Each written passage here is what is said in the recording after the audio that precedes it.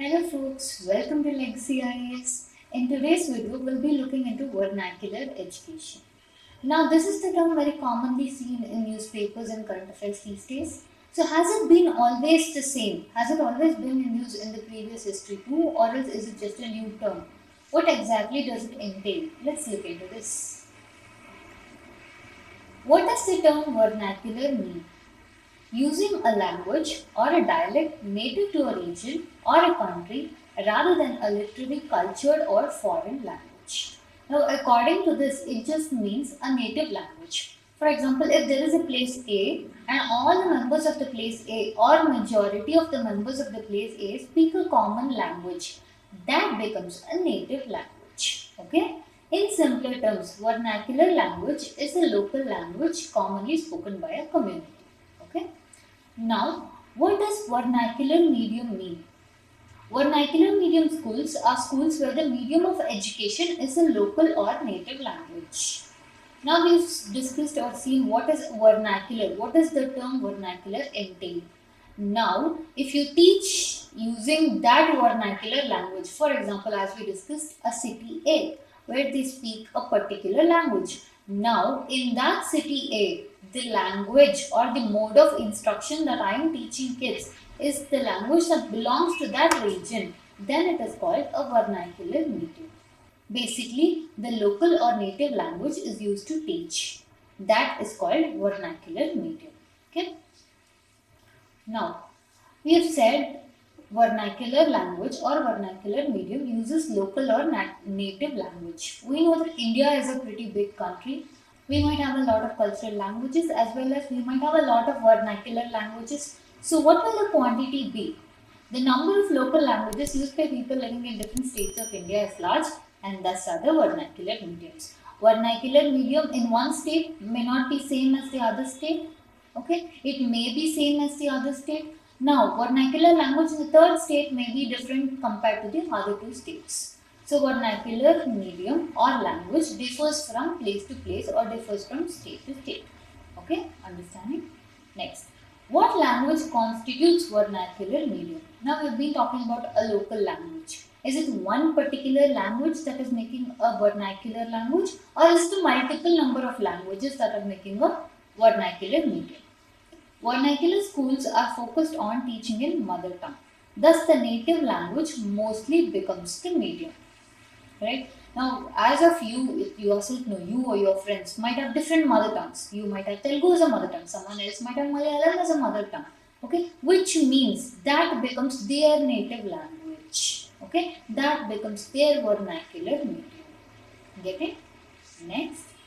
What is the advantages of teaching in a vernacular language? Now, the naturally acquired language is established through interaction with the surrounding environment without pediological interaction, okay, and with minimal activity, which in turn increases the basis of thought. Now, when a child begins or when a child starts to speak, it observes from the local environment, it observes from the parents, from the society, from friends, interaction, etc. We don't have to specifically teach the kid in a school. It learns it in home. It learns it in its scenario where it is growing up. Right? In that kind of scenario, in that kind of language, when the teaching is done, the absorption or the productivity of that person or the ability to produce becomes effective. Okay, and thus we do not burden the child at a very early stages too. Okay, next, the subjective assessment of the individual with respect to the language he knows increases his or her ability to perform, as we discussed. Okay, next. Now, in the initial part of the video, we discussed what is the history of this vernacular. Is it just there now or has it there been from before? Okay, let's have a look. In colonial countries like India, the British used a term to mark the difference between the local language of everyday use and the English language, being the language of imperial masters. Now we know that India is a colonial country, which means we were subjugated by the English, which means the language that they put upon us was also English. Okay. Now, it is said that they used a term to differentiate between the local language that we Indians used, which is multiple in number, and the language that they used. What is that term? Now, Anglists favored medium of instruction in English and the education be Western, whereas the Orientalists favored medium of instruction in local language and the education be Indianized. That is, see in the previous thing we discussed, they used a term to differentiate the language spoken in Indian subcontinent and the language of theirs, that is English. The ones that preferred English as a medium of language and the education that is to be taught, they were to be called Anglists. The ones who preferred the education, the medium of education to be taught should be in vernacular language or native language, were came to be called Orientalists. Okay. Now, why? Why is this even a topic of debate? Now, they are coming to India, they are ruling India, they are taking the riches of India. Now, if they are going to try to provide education, why is it only their language that we are getting? It is an Indian country, Indian subcontinent. We have to be taught in our language. Yes. Now, why is there even a debate as to which language of medium of instruction is to be given?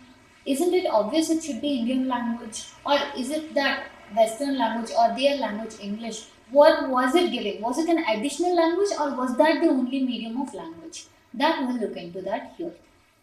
Now, according to them, Indian language education to be suited, right? Common knowledge. In India, the language should be an Indian language, and also the education should suit Indian needs, right? Now, during the first quarter of 19th century, a great controversy was going on regarding the nature of education and medium of instruction in schools and colleges. Okay. Orientalists, that is the one who preferred the native or local language. Okay. Led by Dr. H.H. Wilson, H.T. Prinsep, advocated in favor of Sanskrit, Arabic, Persian as the medium of education. All are local languages, that is Indian language or Indian subcontinent is well versed in these languages. Okay. Next, in the initial stages, the company officials, here the company being East India Company, also patronized Oriental learning. Okay. Next. So, what was the outcome of that? Now, we said that they favored Oriental learning. What was the outcome of that? Let's look into that. The establishment of Calcutta Madrasa by Warren Hastings in 1781, Banaras Sanskrit College by Jonathan Duncan in 1791, Asiatic Society of Bengal by William Jones in 1784. Okay, so far, so good. Next. Vernacular education, we are now speaking after the advent of British. What was the condition or scenario before them? That is during the time of Mughals. What was it then? Okay. The course of studies offered by Sanskrit school comprised of Hindu law, logic and literature. Okay. Next. While the Persian and Arabic schools offered mainly courses of Muslim law and Islamic religious sciences. Okay. This was the condition during the period of Mughals. Now we have come to a point of where Mughals, later comes British. Now the British decide to impart education, whichever language it might be. Now before to do that, they will go around to see which language or what source of education or what mode of education should be given that will in turn benefit them. See, now when we say British are colonizers, it is known that they will do something, or if they are doing something, it will benefit them. If it is not benefiting them, they wouldn't undertake a venture, including education. So now we will see what kind of education did they think was suited to Indian needs, which will in turn benefit the colonizers. Okay. Now in 1830s, William Adams, he published a report stating in Bengal and Bihar, he toured those districts. He had been asked by the company to report on the progress of education in vernacular schools. Okay, that is William Adams' report. He publishes a report as to what is the existing condition and what more has to be given or done for education as a sector. Now, so when we say about the colonizers, now these colonizers after 1857, okay, they are going to express themselves in the direct rule, direct administration. Now, if they are going to come and rule with us, they need some breakwaters. They need people from India who will be English in taste but Indian by blood. Okay, that is their motive of education. That is their motive of creating a class, a middle class, or whatever the term that they used. Okay, now how from now onwards, this is a colonial mindset. These are colonizers. How will they look at a colony? So this brings us to an end of part 1 on vernacular language or vernacular education. Make sure you see the part 2, because there we will be discussing on how this is important for UPSC names. Okay, thank you.